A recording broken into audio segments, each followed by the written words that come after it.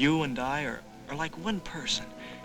I always thought you wanted both of us to be educated and... I didn't mean that.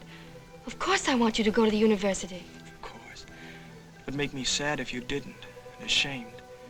But it wouldn't matter. I'd go anyway. I'm a citizen of this country. I intend to go forward with it and to give it all I have. I have strong feelings about it. You come along with those feelings. But you don't come before them. Just too awful for words. Yes, but it looks interesting. Very. What? Is there any more arresting than a sink out of order? I beg your pardon? An everyday, ordinary, commonplace painter's sink. And yet, an analog of human frustration. Believe me, I know a lot about sinks. Yes, naturally, I'm sure you do, but we haven't much time. You see, I'm giving a party. And you're expecting your guests in a minute? Right. And you want your sink fixed? Right. Then what you need is a plumber. Ah, the gallant night.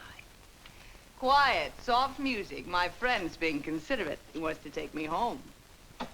The way you took me to dinner, I'm sorry I was held up. The rehearsal lasted longer than I thought it would. I can't spend my life waiting for your rehearsal. I came as soon as I could. It wasn't soon enough. Helen, I'm tired. It's been a long day. Only the usual deadly lengths. I want to get home, get some rest. Oh, go ahead. You're coming with me. Leave me alone. What she gets will be what we together will be able to find in life. It won't be a marriage like yours.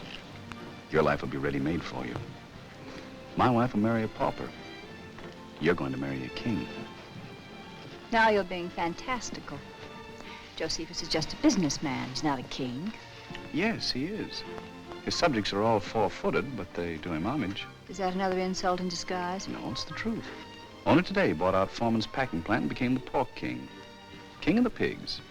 And just think, you'll be their queen.